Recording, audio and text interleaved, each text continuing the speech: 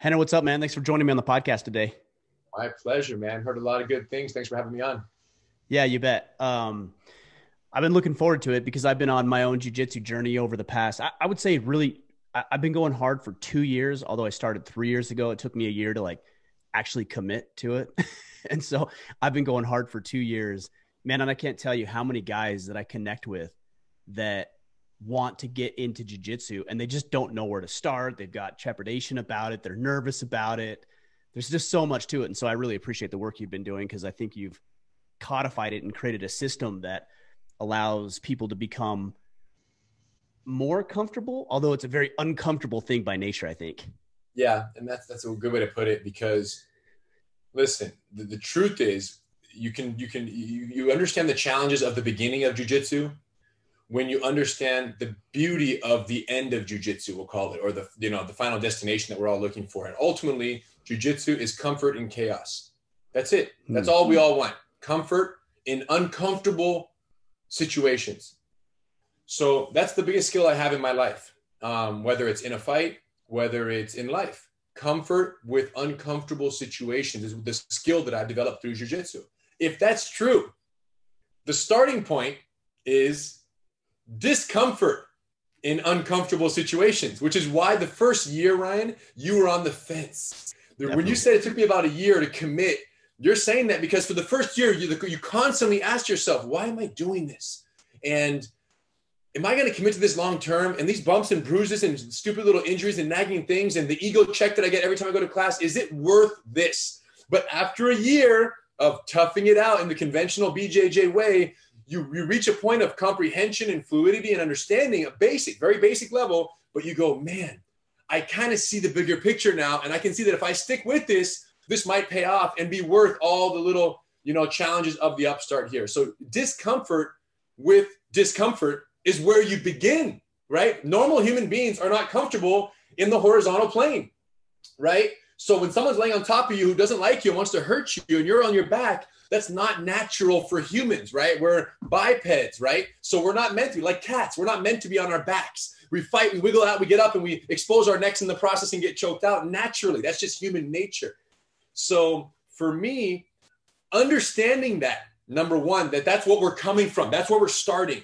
For me, as someone who was born in America, right? It's Brazilian Jiu-Jitsu.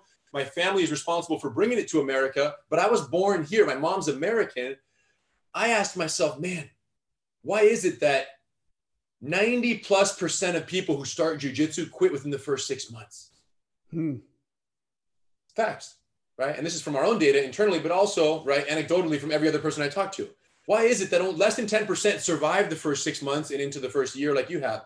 So you're the exception, Ryan, and not to float your boat, but to make you understand that you barely made it through. Most people don't make it through the first 6 to 12 months.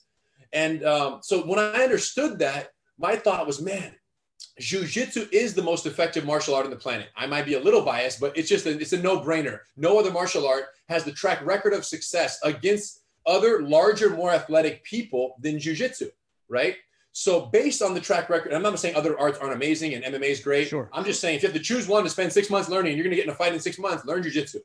So especially if you're fighting someone stronger, more athletic, more powerful, faster, younger, everything better than you, you better learn jiu-jitsu to even the scale. So understanding what we're up against in terms of what a amazing martial art this is, but how difficult it is for beginners to stick with the art. My thought as I kind of came into adulthood here in America with my brother was, we need to really step back and reassess the entire journey of learning jiu-jitsu for a student. We have to ask ourselves, are we doing this the right way? Or are we just doing this the way that it's always been done? And then only the strong survive. And the irony and the reason why we were so determined to address this was because our grandfather always felt that jiu-jitsu was for the weak and for the unathletic and for the small and for the timid to stand against the strong.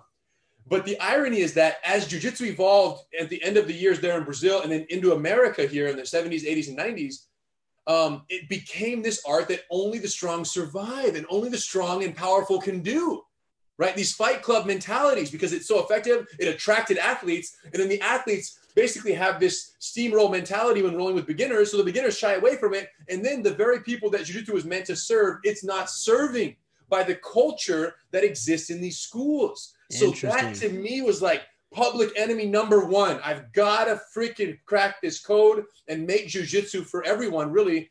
And that was a structural design flaw, not a technical design flaw. The art can be the same art. It's how are we structuring it for new students to remain encouraged from day one, have the best experience of their life. And then for those same students to stick with it through those first 6 to 12 months where it's miserable, if not reeled in, and not done in the right way. And that's what I spent the last 15 years or so orchestrating. And as a result of our success, we now have, pre-COVID, a non-COVID era, we have almost 1,500 students here at one school in Torrance, our headquarters, which is really unprecedented numbers here in the States, and 180 plus schools around the world that are certified training centers that run these systems that I'm talking about, so that beginners can get on board, have the most encouraging, technical, stimulating, exciting beginning journey without all the things that make it so miserable at other schools that don't have these systems in place. So now we have these 180 schools that are basically making jiu-jitsu possible in a way that we've kind of personally crafted, my brother and I, and we're very proud of the work. Now this exists online, so someone can do this entire process online in their garage with a training partner, or they can do it at one of several hundred certified training centers. So it's a very good time to be in jiu-jitsu. I mean, it makes sense because, I think the way that I've learned over the past couple of years is you almost have to be, and I think you use the term conventional method, and contrasting that with your method, you almost have to be a bit of a masochist to be able to enjoy just getting your ass handed to you in a physical beatdown. And, it's funny because you talk about humans not being at the horizontal plane. It's also very frustrating in the mind when you take a guy, like, what do you weigh, Henner? 100, now about 200. COVID, I put on 5 pounds. Okay, 200. So I'm about 200. So we're probably you might be a little taller than me, but you take a guy that's 170 pounds, 160 pounds, and you size him up, right? That's what men do. We size this guy up and you think, well, I could take that guy. And then you can't get out from underneath a guy that you have 40 pounds on. It's so infuriating. It's the mindset too, which I think you address early and often. That way, when you get in the physicality of it, they get the mind right. And I think that's going to keep the longevity for these individuals. Yeah. And for us, listen, at the core, what we did for our beginner program to make it so encouraging is, first of all, jiu-jitsu is a sport and jiu-jitsu is a self-defense system. It's practiced as both, right? Mm-hmm. And it's possible to practice distinctly sport where you literally never talk about a punch. You never talk about fighting on your back on pavement. You never talk about distance management for strike prevention. You never talk about the other variables of multiple attackers entering when you're in the middle of a ground fight. So it's possible that jiu-jitsu be practiced exclusively without those considerations, but it's also possible that jiu-jitsu be practiced with those considerations. So for us, we understand that beginners who come into jiu-jitsu, when you say you want to, practice sport jiu-jitsu and grab the gi and learn these points and do these things, there's a disconnect. Immediately they say, wait a minute. But all I heard about was how jiu-jitsu is the best thing for street fighting, but yet I've been training for 7 months and not once has someone mentioned to me what we do when the fight begins and someone spits on my wife. And now I have to speak to this man, assert myself, manage the distance, and close the distance against a striking opponent. When do we learn that? So the problem is, in most schools, I'd say 95 plus schools around the country of jiu-jitsu, it's never addressed, let alone in the first 12 months when someone needs it the most. So what we've done is crafted our entire curriculum, beginner through advanced, but crafted it so that the first 8 to 12 months is 100% dedicated to the eventualities of a street fight, so that someone who's coming in goes, wow, this makes perfect sense. This headlock makes perfect sense. This mount where someone's punching me on top of me on the mount, how do I escape from that? Thank you for showing me that today. So every single class, Ryan, there's a sense of gratification that they learned a solution to a problem that resonates with them versus learning a sweep to an opponent who's trying to pass their guard with another sport jiu-jitsu technique that they're trying to have trouble placing that in their actual lives. So the first thing is connection to the immediate application and reality of what they're learning. And if what they're learning on day one doesn't resonate, they won't come for day two. And if they're coming for day two, doesn't resonate with day one, they're going to go, well, this doesn't even make sense. And so 90% of people fall short of the first 6 months. Because I think it's too ego and too much. You're going to get beat up and you're the grappling dummy for the more advanced students. But it's also because they're not connecting with the topic of discussion and they're having trouble placing like, well, I get what you just taught us, but number one, where does this fit into a whole fight? So that's what we teach is, listen, the curriculum has to be 100% self-defense for beginners And beginners aren't sparring, right? To have someone come in with 2 weeks of experience, learn 4 moves, and now a grown man like Ryan go fight that grown man, Michael, who's 220. You're 200, right. He's 220. Ryan, you look pretty athletic. You got a beard. Go fight that guy over there who's 220, and you guys are going to do what happened. And you're going to look at the coach and say, Coach, what does it mean to spar? And the coach is going to look back at you and say, just don't tap. And you're going to exactly. It's funny you said that. That was my very first training session. I went in there and he said, I'm going to pitch you up against this guy. The guy was probably $170. And I'm like, okay. I'm like, well, what do I do? And he's like, just try not to get submitted. I'm like, I don't even know what that means. And the guy had me in a triangle like this. I know. So here's what happened in that situation. The coach did that to kind of prove to you that you're a piece of trash and that you need jiu-jitsu, because you felt when you were done, you were like, wow, that sucked, but I need to learn that. But here's the point. You're the 3 to 5%, Ryan. You're the rare who, when you get annihilated like that, you want to learn that. The rest of the world, they already believe jiu-jitsu is the way. Listen to Joe Rogan, listen to Ryan Mitchell, listen to any podcast about someone who does jiu-jitsu, and watch any UFC, any weekend, anything. Jiu-jitsu is the most popular, fastest growing martial art in the world. So it's already been sold. You don't have to beat up the new student for them to feel like they need to learn from you. So the point is, this idea of basically submitting you into wanting to learn the art, it was the old Gracie way. Gracie challenge, beat up every martial art, all of that. Yes. The UFC was conceived, right, in that spirit of every other martial art sucks. We're jiu-jitsu. Let's prove everything wrong. I get that. But now that everyone who comes to jiu-jitsu says, man, I want to learn jiu-jitsu because I already saw that it proves to the world it's the best martial art.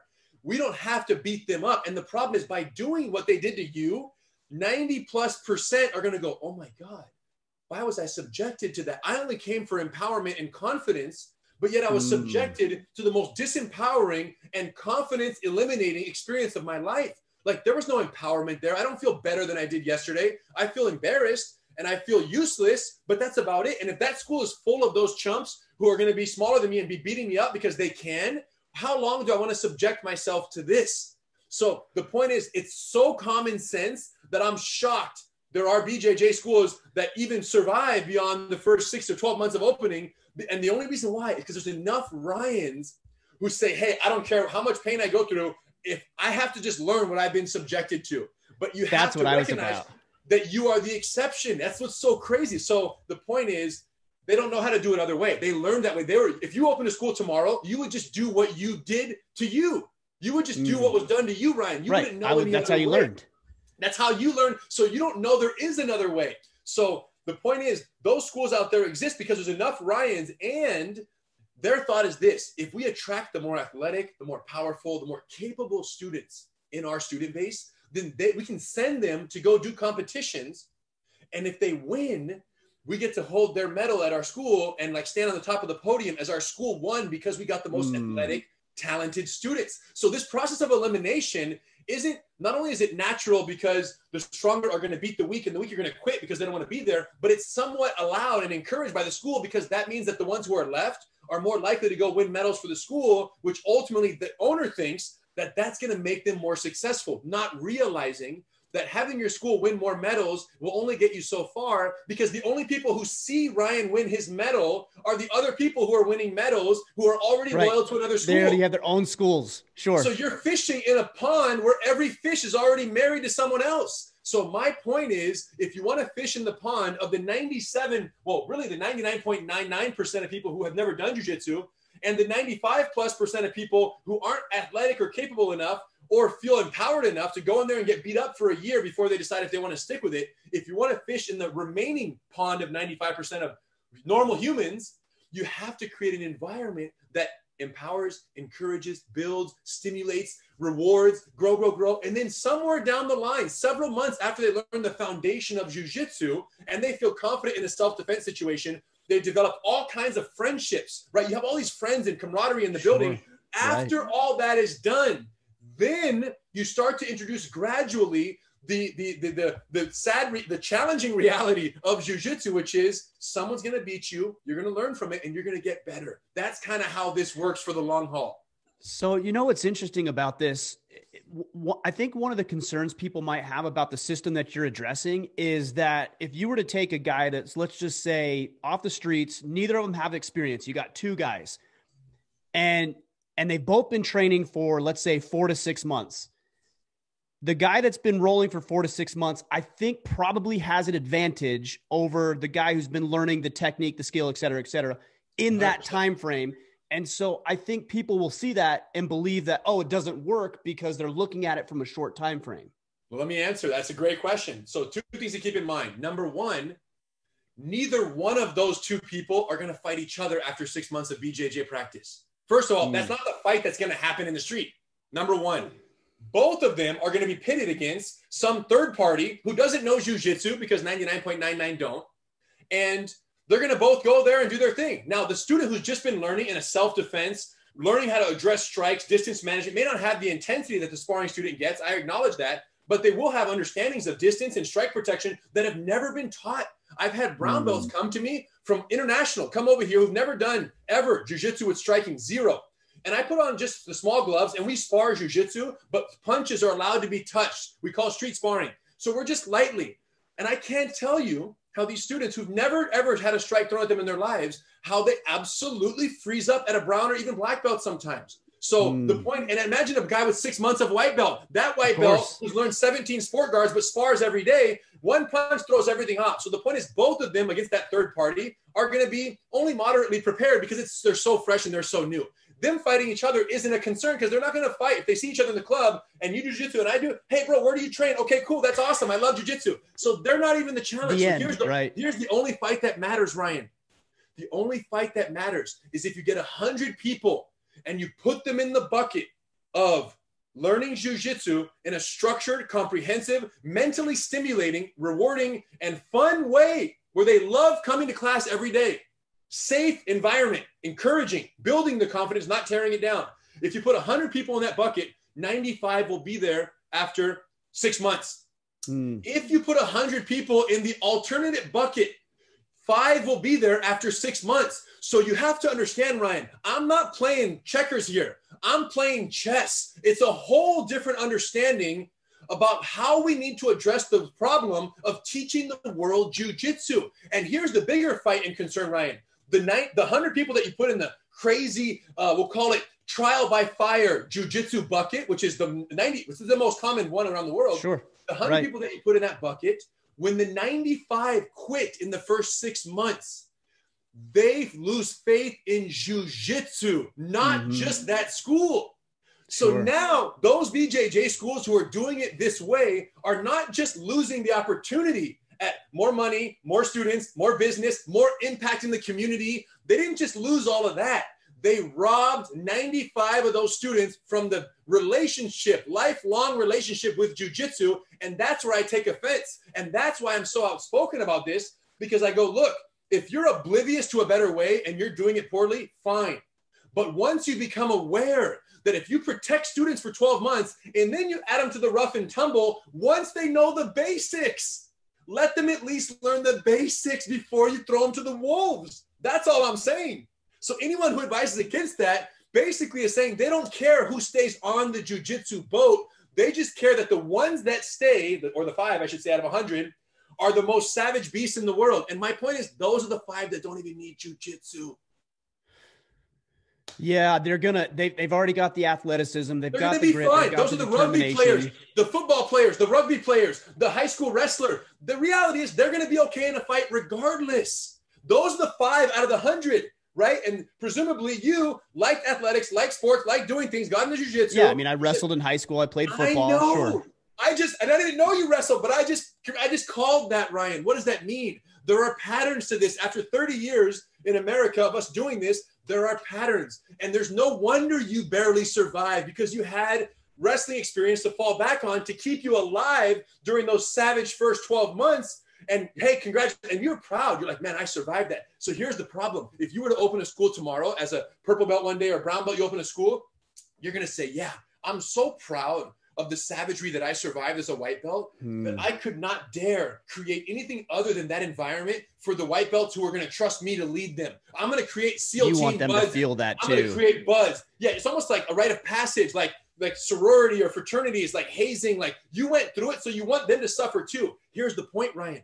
I went through the wolf pack too. when I was born, it wasn't this the worst way. of the worst, I bet. No, with your family. The 80s and 90s, as a kid in the 80s, as a young adult in the 90s, and in the 2000s, when, you know, my uncles and my dad and the other black belt instructors who had not cracked this code yet, because this is something me and Hidon did in the mid 2000s. Like, this is 2002, 2004, 2005.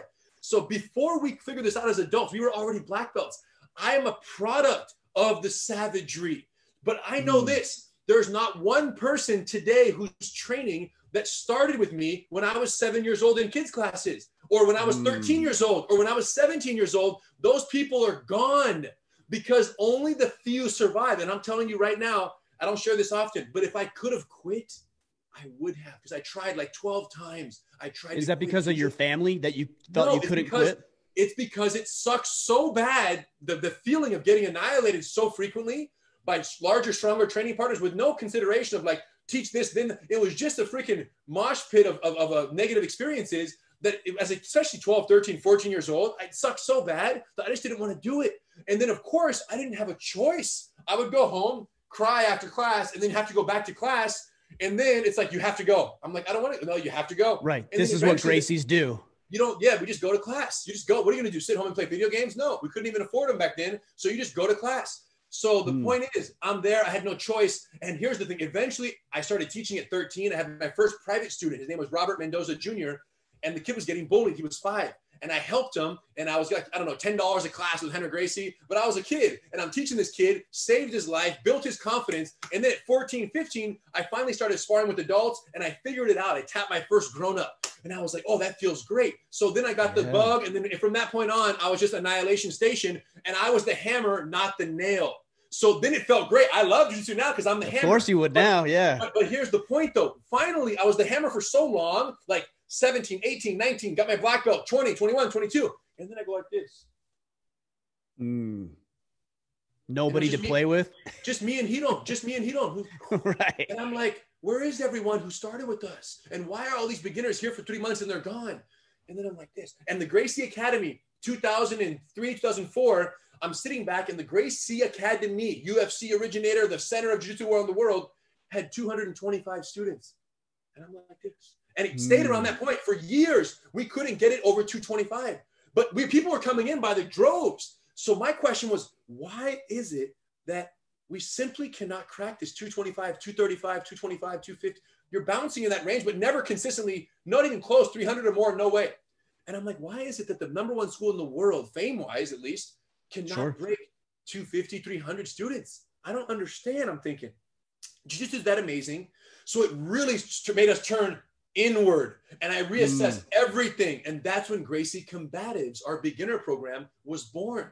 Structured, 36 techniques, 23 classes, do them 3 times each, card system, calendar. Here's what you're going to learn. Here's when you're going to learn it. Here's the order we're going to learn it. And once you complete this card, you move on to the next level. After you pass a test, you move into the master cycle. And that's where things start to get more rough and tumble. But by then, the resilience, the confidence, the foundation, the friendships, the relationships with Jiu-Jitsu, the friendships with us, the accountability to the school, all of that was so sticky that they weren't going to quit after getting choked out one time by someone better than them. They weren't going to quit because they have so much to stay for. The problem is someone with 2 days of training, 2 weeks, or like you on your first day, there's so little to stay for because you're so new. There's no long-standing friendships. There's no solid foundation of the art. There's not thousands of dollars invested. There's not anything that you're going to say, wow, I can't quit because of this. The only reason you didn't quit because you went, dang, I'm bigger, they're smaller, they annihilated me. And you have a unique DNA that said, I have to be capable of that. I want to know what's going on. Even though it feels miserable to have had that happen to me as a man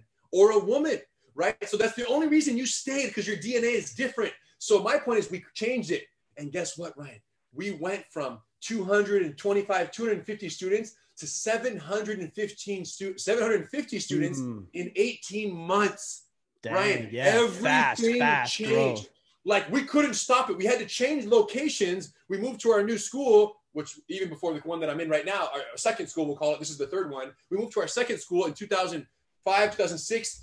And then we changed everything. And once we cracked that code internally, that's when we started certifying instructors around the world. We said, look, you guys, we have cracked the code on how a beginner needs to learn Jiu-Jitsu.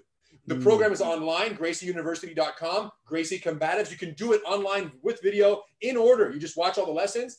And at the end of the whole curriculum, you can take a video evaluation where you demonstrate your skill set. We have a panel of evaluators who watch the videos that you upload after 8 to 12 months. And then we say, hey, congratulations, Ryan. You look great. There were a couple mistakes. Here's the time codes of where you messed up. Otherwise, you passed your Gracie Combatives test and you qualify to go into the Master Cycle curriculum online. This is the same as in person. If you pass the Gracie Combatives course, then you graduate into the Master Cycle where there's much more sparring, much more advanced techniques, sport techniques, self-defense techniques. It starts to all become more the way normal BJJ is functioning. But guess what? We just keep 95 out of 100 when the rest of the world is struggling to keep the 5. And even those 5 are dropping off after 1 month, or 12 months, 13 months, 16 months, 2 years. Those ones start to dwindle away, which is why most schools will never impact the community in the ways that they could, because they're chasing the wrong victory.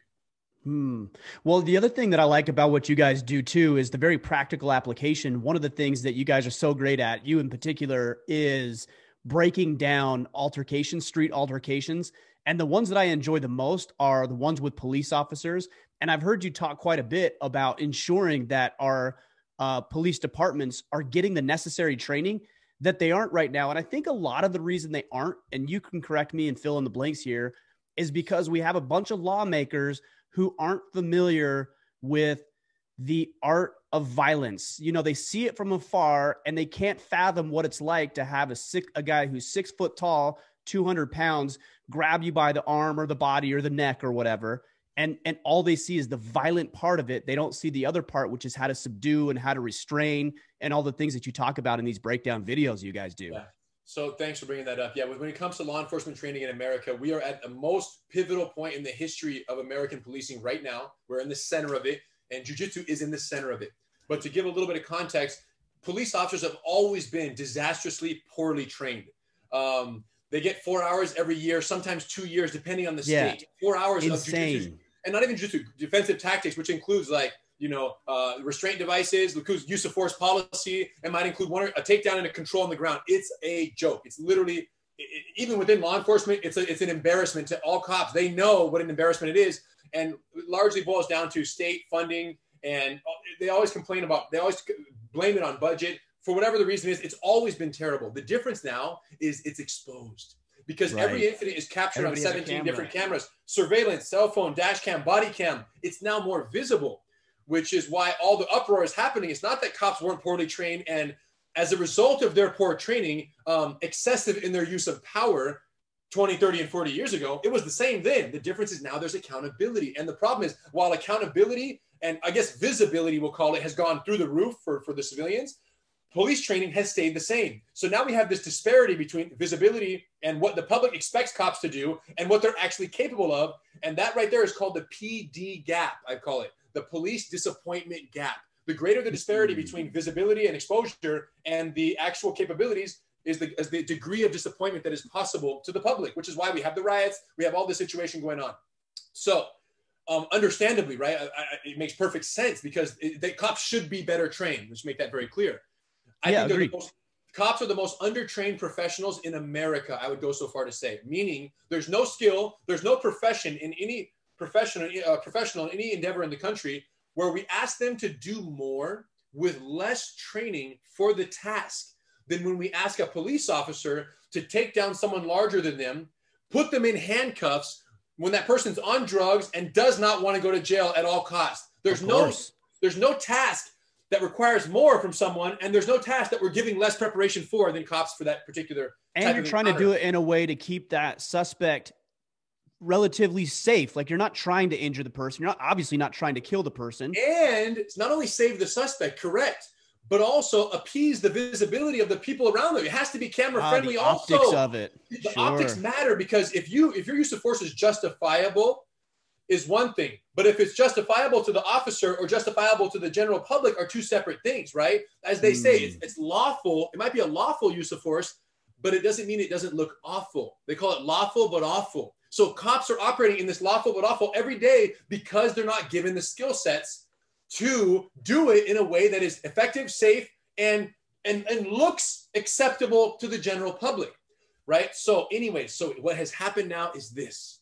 We've always been saying that the only solution to this is more jiu-jitsu for officers. We have our program called Gracie Survival Tactics. It's our week-long certification course where we teach the instructors. Then those certified instructors of agencies go back and teach their colleagues. And we've taught thousands. And as a result of the tens of thousands of instructors that we've certified, hundreds of thousands of cops have had exposure to this. Here's the problem. They only get 4 hours from the guys that we certify. So even 4 hours of GST a year is a joke. So everything falls flat on it. Gracie Survival Tactics is our law enforcement course. Even 4 hours of GST by someone that I've certified in a week-long course, giving that 4 hours to the end user, their student, is a joke. It's not enough. I've always said that GST is great for the little time they're going to get, but the real solution is regular practice every week for every officer in America, at least 1 hour a week. And I've been touting this and I've been pushing this, like 1 hour a week per officer in America. Falls on deaf ears until Marietta, Georgia, our agency in Marietta, who is a GST certified as of 11 years, Marietta, Georgia, Major Jake King, GST certified, takes it upon himself and says, we're going to do this. They had a video go viral in Marietta where it was in a restaurant, you know, the standard video, 4 cops, 1 guy punching him a whole bunch, unnecessary, trying to beat him down. And the public uproar and the whole thing happens. And they go, wait a minute, how can we expect better if we don't provide more? That was the conclusion. So what did they do? They agreed to sponsor all of their officers in the agency with free jiu-jitsu, off-duty jiu-jitsu practice at a carefully vetted, civilian-owned and operated jiu-jitsu academy. So now the department is paying for these officers to go train. They provide the uniform, they pay for the classes, the cops go train. And they did it. And they did it for 18 months. As of 18 months ago, they started, Ryan. And we have all the data. And I'm going to recite some of it now, but I'm just going to say here, the website where you can see it all is gracieuniversity.com/reform. It explains all the Marietta case study. And anyone who's listening right now who is in law enforcement, you have to see this. And once you see the data, you can even contact Major King through our website. We can set you up to talk to Major King, who's done what I'm about to tell you. And you can basically find out from him the exact plan of orchestration that he used to get his department to buy into this, because it was a monumental feat and accomplishment. I should say feat. He just did it, but it was a monumental accomplishment to get the agency to pay for their cops to do weekly, 2, 3, 4 times a week, jiu-jitsu practice. So here's what happened. It's a small agency, 150 officers, 145, 95 of them opted into the program. 50 did not do it. So we have a comparison group. Right. Sure. You have the base group. So check this out. Here's the data. So what they found is that in the 18 months prior to this initiative being kicked out, well, first let me tell you, in the 18 months of this program, 2,600 classes had been taken, 2,600 classes by the collective 95 officers. Injuries in training. 1 reported injury in 18 months over 2,600 classes. Wow. 1. That's not even a percentage. That's like 1/10 of 1/10 of a percent. Right. It's a sliver of a percentage, sure. The guy got cracked in the nose on a takedown during practice or while he was sparring, and that's it. No other reported injuries, anything. No concerns, 0. So for chiefs out there who say, well, is it safe? Yes, it's safe on a training if the school knows how to treat beginners safely. Hence what we're talking about, the importance of a structured beginner curriculum where even the least athletic officer will not be mopped into a freaking steamroll and just beat up by more advanced students because he's a cop and they want to do it. Because they're training with civilians. Let me remind you, these are regular classes. So here's the data. 18 months prior, 18 months after. They had 29 injuries, cop injuries in the field, use of force injuries by cops in the field. They had 29 injuries before the 18 months prior. In the 18 months since its initiation, they had 15 injuries by officers in use of force situations. Yeah. What that means is that's a 48% reduction in injuries. What that means is workers' comp claims were 48% less. True. Good point. With the average workers' comp claim right under $5,000, the agency gross savings on workers' comp was $67,000. This is all on the website. You can look everything up. $67,000 saved by the agency. Now, the deal that the agency worked out was $10 per officer per class, which is the deal that we offer at all of our certified training centers in the world for agencies who want to partner with us and make this opportunity possible for their cops. $10 is like, it's a steal on top of a steal, right? Right. And they so only you're like pay $26,000 for that investment. Yes. Right. And the point is $26,000 of training. And here's the best part is that they only pay for the classes they show up to. So we don't do monthly memberships for these cops. We do invoice at the end of the month for the cops who show up. So the agency literally only puts out for a cop who actually took advantage of this amazing opportunity. So $26,000 invested, $67,000 gross savings. The net savings is over $40,000 for the agency in Marietta. And the point is, this simple data, forget everything else I'm going to tell you in a second, but that alone is we're getting contacted by agencies all over the world now who want to copy Marietta's success. The problem is we don't have enough certified training centers today. And in many of the territories where they're inquiring, like, yo, we're in Gracie University, sign us up. We want to do this with you guys. What do we want to do? And I go, sorry, we don't have a CTC there yet. It'll be 6 to 12 months before we have one open. And then we got to find people in the area who want to open a certified training center. So literally, this is the problem we're facing right now as an organization, is there's an unprecedented opportunity for police departments to partner with civilian-owned schools. You never have ever heard of a police department partnering with a karate school or a taekwondo school or any martial art institution at that. It's very rare that government institutions partner officially with a private institution or company, or especially for martial arts, which they like to pretend like they got it all figured out. So the fact that there's now a new precedent for a civilian law enforcement partnership, it's like an entirely new opportunity in martial arts. And that's why right now we're just working frivolously to open as many new certified training centers, and then trying to pair those certified training centers with the agencies in their departments. But back to the data. So then I'm like, okay, this is crazy. Injuries to officers went drastically down. What about taser deployments? Taser deployments in the officers who are BJJ trained are down 23%. They use the taser less often. They don't need it. They don't need it. And here's the catch. The times that they do use it are not in the face-to-face fight altercation. They're using it when someone is fleeing arrest. They're running away from. So they're using it to end a foot pursuit drastically more often than when they are face-to-face altercation. An encounter, sure, right. Sense. One more thing I forgot to say on the injuries. Here's what's crazy. Of the injuries that did happen, the 15 injuries that happened post-BJJ program implementation, 0 of those injuries were in the BJJ 95 officer population. Oh, really? Yes. All in the base level. It's all in the data there. So they're all in the comparison group of 50 officers who have not yet adopted Jiu-Jitsu, which makes perfect sense, because when you only operate in the vertical plane, you get injured when you go horizontal. But when you're practicing Jiu-Jitsu horizontally every single week, several hours a week, when you get in a fight on the job with your duty belt and your vest, it's just another day at the office. It's just another day at the office. So then I'm like, well, Jake, Major King, my friend now, because we've been corresponding so heavy on this data, I said, Major King, what about injuries to civilians? And here's what they found. Someone who interacts with a BJJ officer, because they have all the incidents and they have all the hospitalizations of the suspects. So when you interact with the BJJ population versus when you interact with the non-BJJ, someone who interacts with a BJJ trained officer is 53% less likely to go to the hospital. Wow. Yeah. Then lawsuits go down, all of this other stuff. You were talking about purely the financial element of it. So from the financial benefit of workers' comp is measurable, because the workers' comp claim that never happens is a tangible, identifiable cost.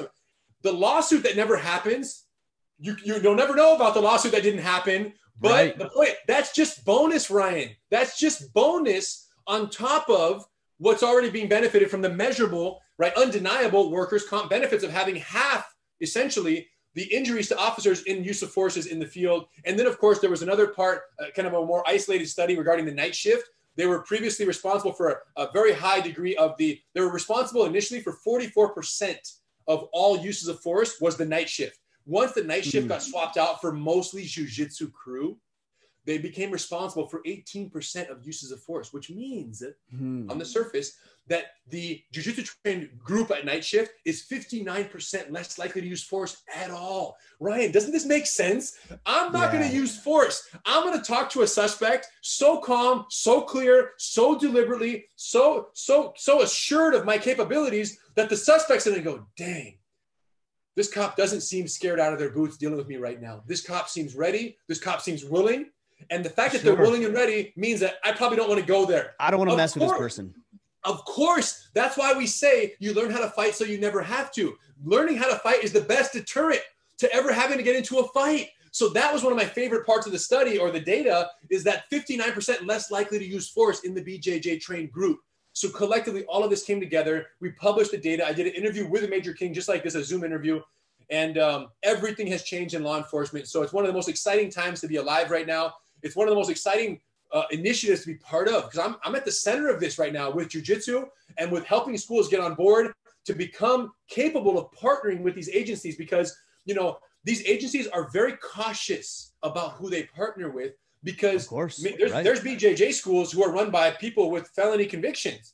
And there's BJJ schools who are run by, and it's not a regulated industry is my whole point. Not to mention, most schools are teaching sport jiu-jitsu. So the BJJ school, the agency, the police agency is going, well, we don't want our officers going in there and just grappling for the sake of grappling, especially if injuries are high likelihood in the very beginning, and they're not addressing weapon retention or punch protection, all the things these cops would actually need if those aren't being addressed. But what's amazing is with certified training centers, all of them are teaching our self-defense safe curriculum, but more importantly, they're all background checked. And equally importantly, every one of them becomes certified to teach Gracie survival tactics. So in addition to the civilian programs, at the CTC, they're allowed to offer our proprietary law enforcement defensive tactics program. So these agencies are assured that the same institution that they trust to teach their head instructor cops how to teach GST, these certified training centers are also GST training hubs, so that their cops are going to get GST as end users on a regular basis on top of the civilian practice in the regular Gracie Combatives kind of non-law enforcement classes, self-defense classes. They're also going to get all the law enforcement adapters, which means what? Weapon retention, how to do everything with your duty belt, how to transition every submission into a cuffing procedure, and how to make sure that you're taking all the other variables into consideration as a law enforcement officer, making sure to include those verbal commands, making sure to address other potential threats in the crowd while you're dealing with the suspect. So there's just so much language and so much reality around law enforcement training that's different than just BJJ for the sake of grappling, that we make sure all of those get addressed in these GST supplementary classes that these partnering agencies are benefited to. Not to mention, all of these curriculums are online. So when an agency partners with a training center, all the cops in the department get free online access to all this material. So it literally, I signed 2 contracts yesterday for agencies that are now partnering with. So it's going now. It's 150 person agency, 70 person. We're on the brink of signing an 800 officer agency up there in Virginia. So it's literally, we can't stay in front of it right now. And well,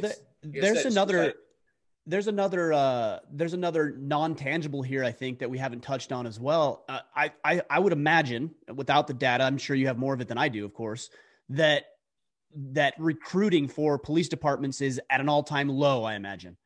But when a potential prospect realizes that his police chief and his department is going to give him the training required to do the job effectively, it's easier to recruit the best people. That's not just the hall monitors of the school. You know what I'm saying? That's not an assumption, Ryan. Marietta already told me that they're having people transfer from other agencies and I imagine and come in from around the country to apply in Marietta, and recruiting is very expensive for agencies, right? So the fact that they have this perk of, your jiu-jitsu is paid for. You find some guys who are talented already in jiu-jitsu, it kind of comes way backwards, right? True. Instead of becoming a cop then going to jiu-jitsu, now you're getting people from jiu-jitsu to become cops because they see an agency that respects their skill set, number one.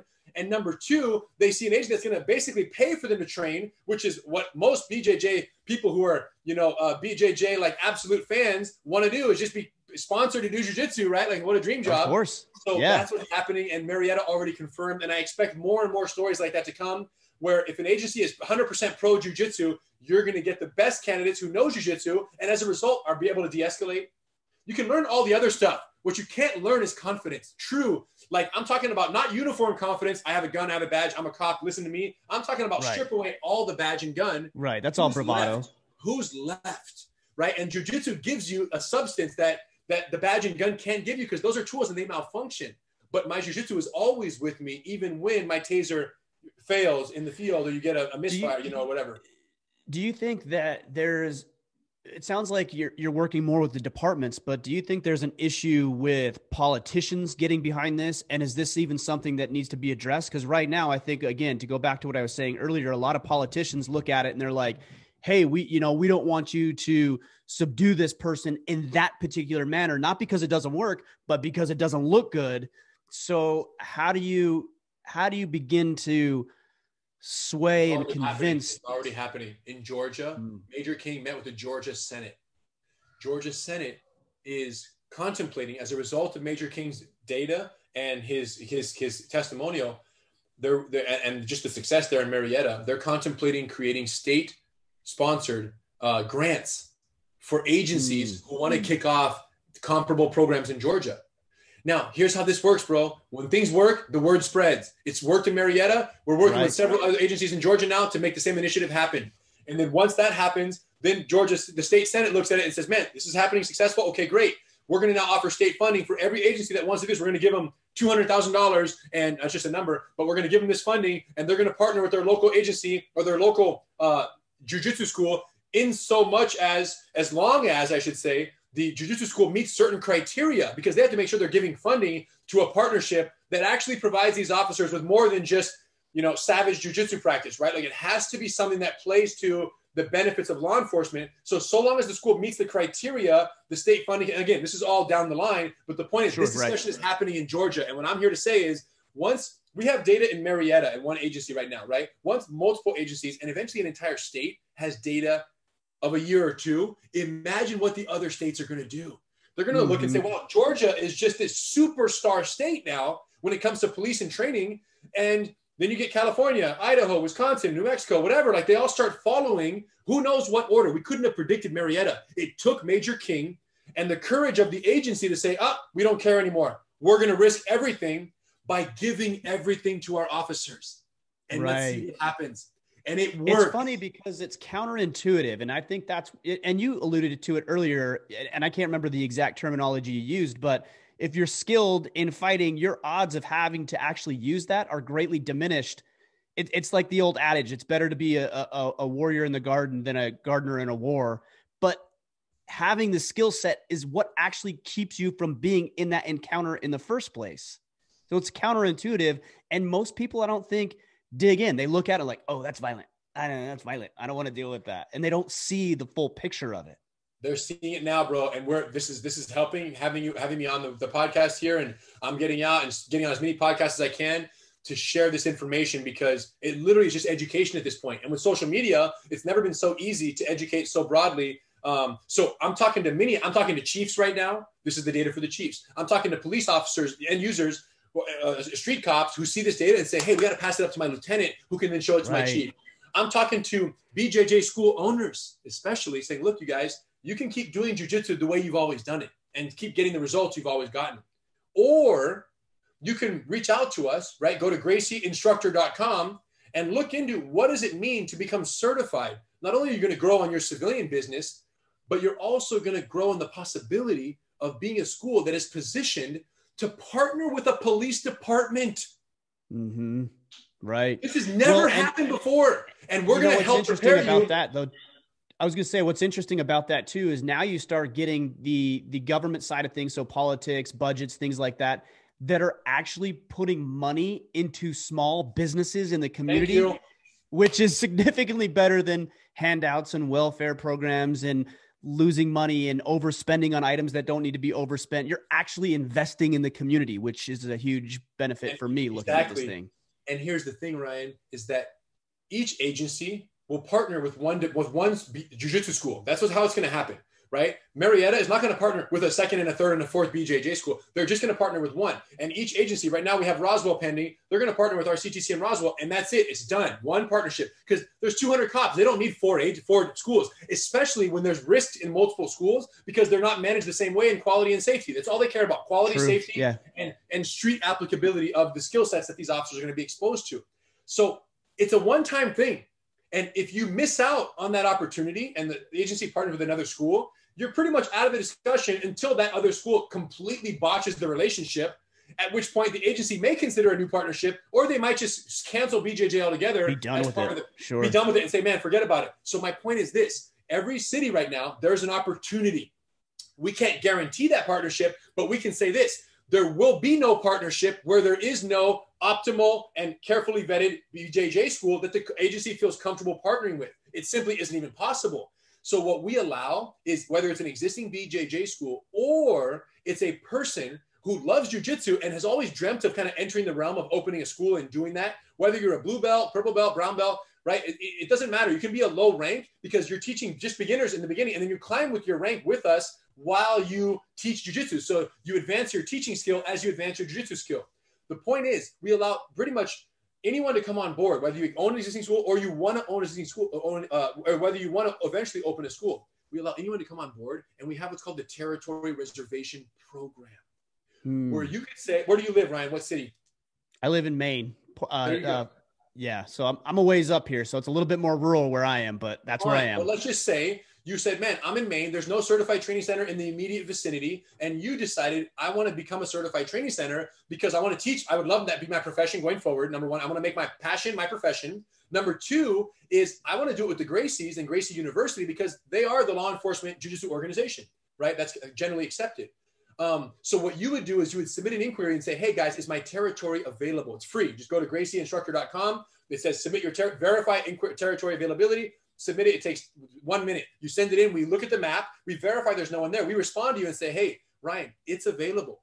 Your territory is available. And if you would like, you can submit now a reservation application that gives you reserved for 12 months. You lock your territory, and all you pay is a $1,600 instructor certification course fee. That $1,600, Ryan, is the fee you would pay at the end to do the instructor certification program. Sure. So you've already got locked in.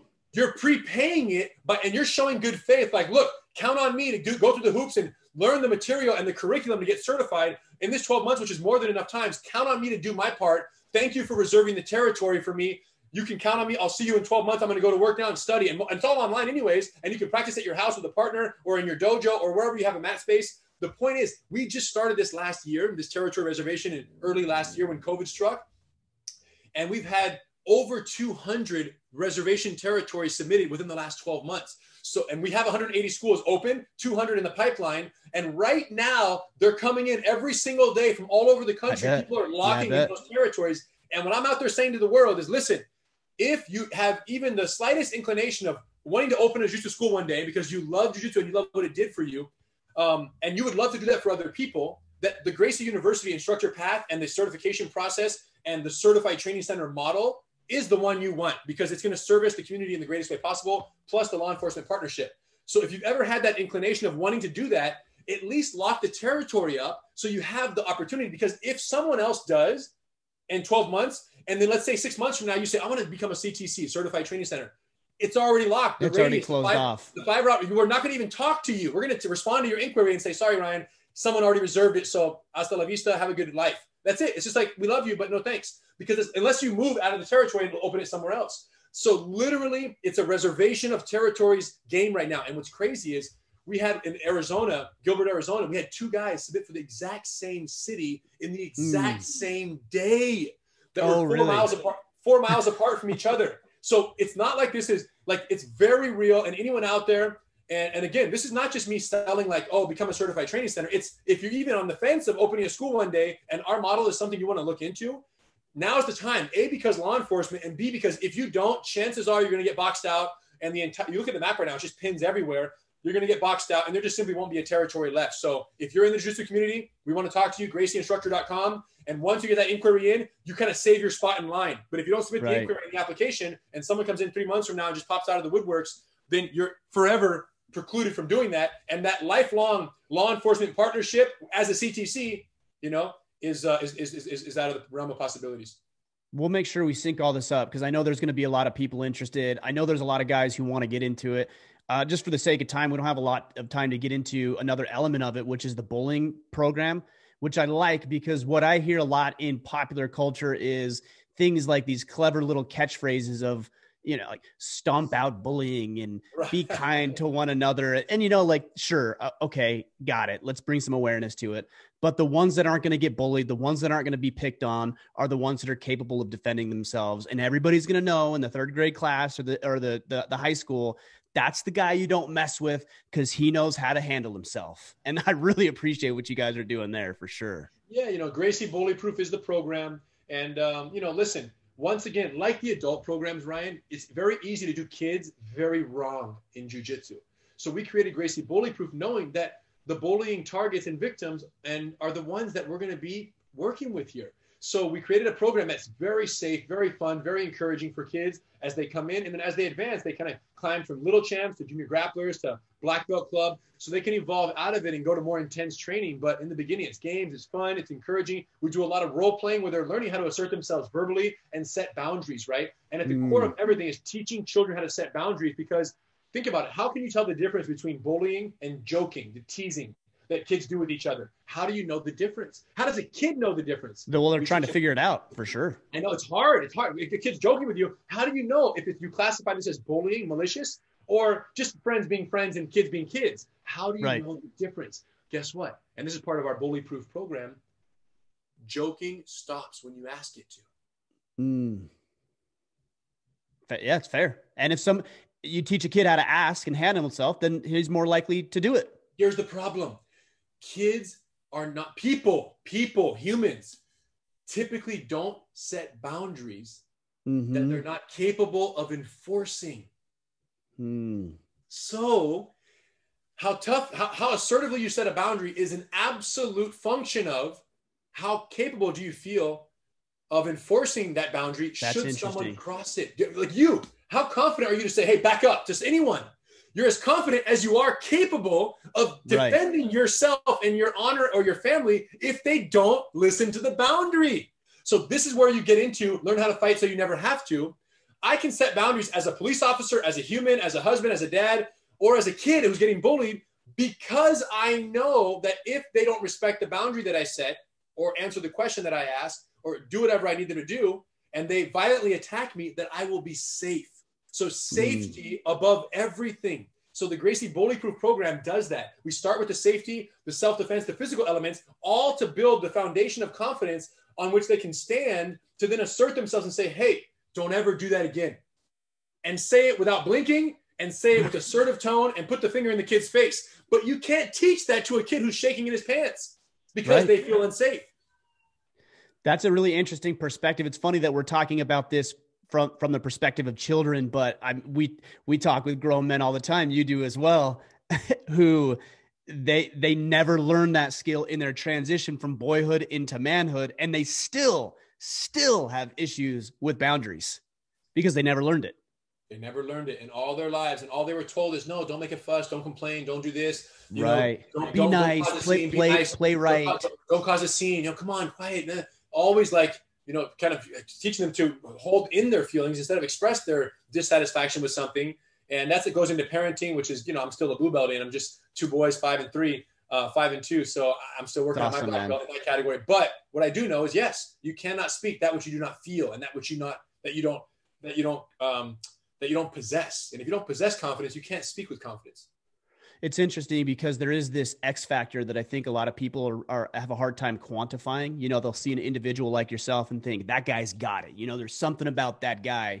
And then we attribute it to something mystical or some characteristic that you were just inherently born with and don't think that we can develop it for ourselves. But this is what we're talking about. You have the skill set to back it up, and that is confidence, which is competency and your ability to uphold those boundaries, like you said.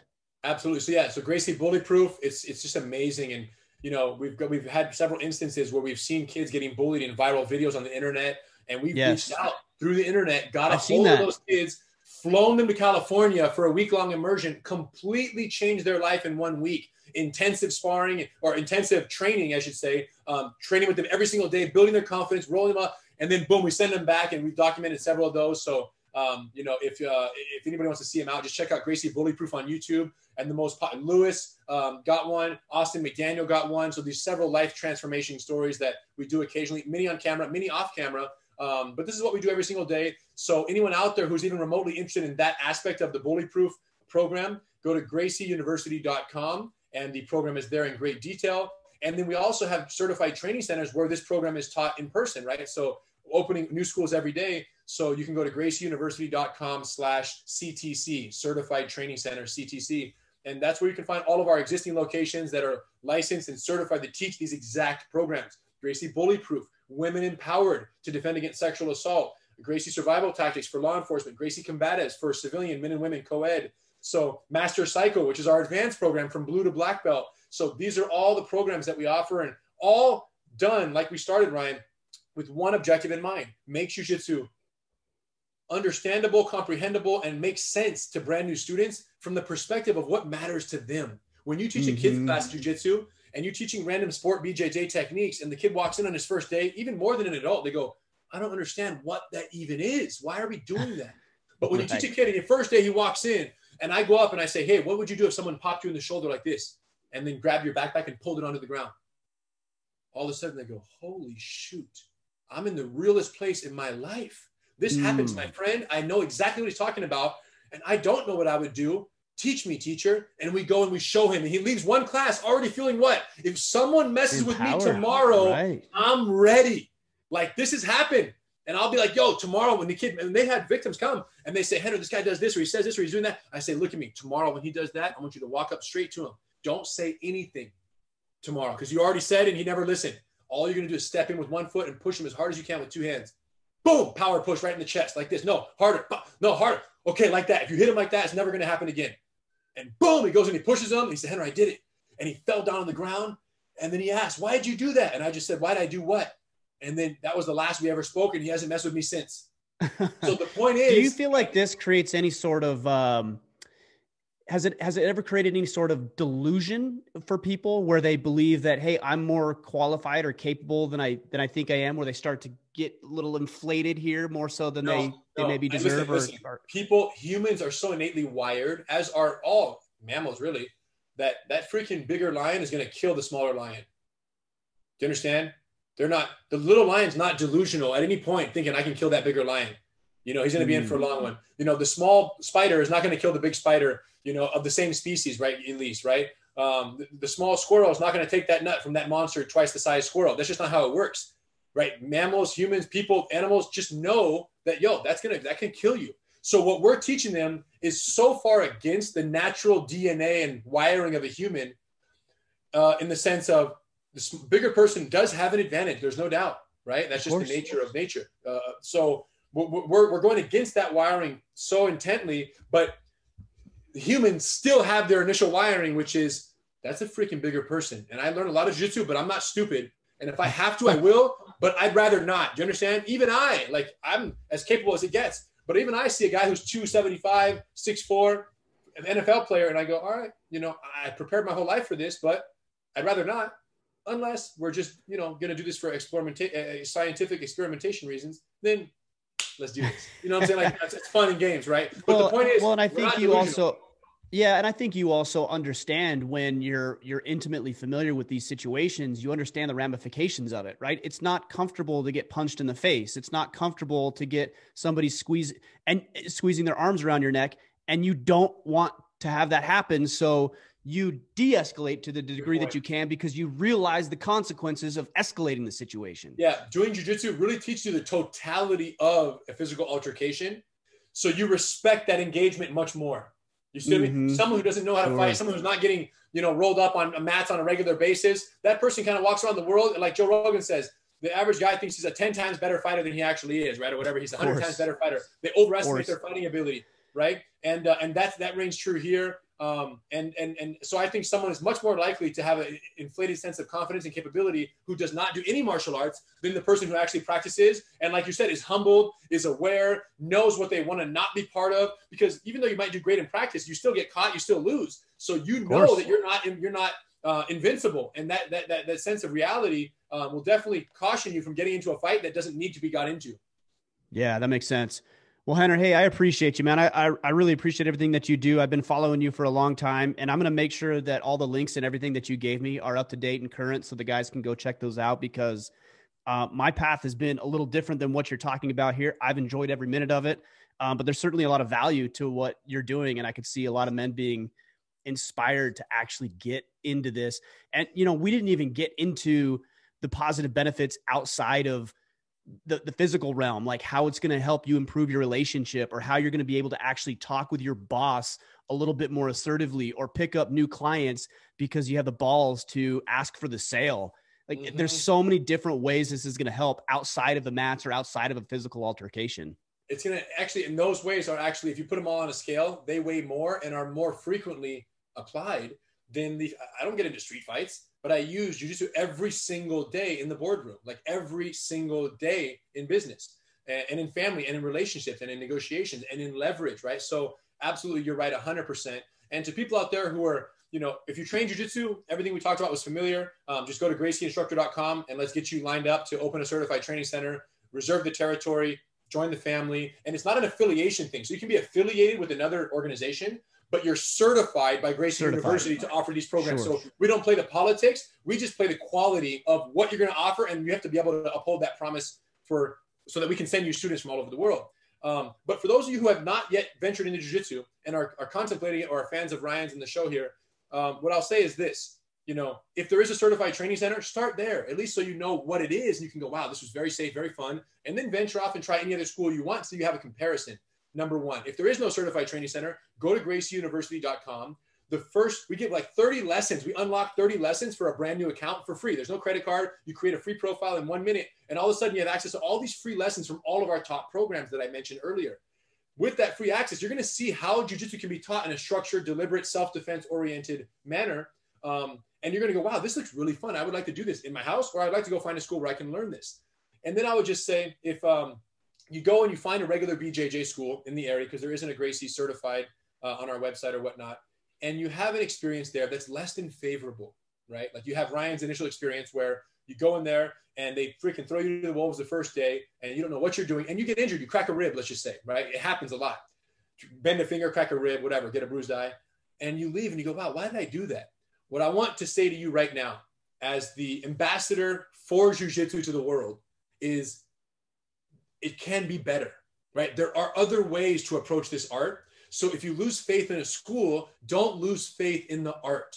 That's all I'm saying, because it is everything me and Ryan are talking about. It is everything Joe Rogan raves about. It is everything you see in the UFC, but it also is so much more that we haven't talked about, which is why it's the fastest growing martial art, which is why you have, you know, celebrities, professional athletes, all these highly educated and accomplished people, right, of all walks of life are doing jiu-jitsu, right? Isn't it interesting that when you talk about karate and taekwondo, the participating group or demographic is 90% children, 10% adults.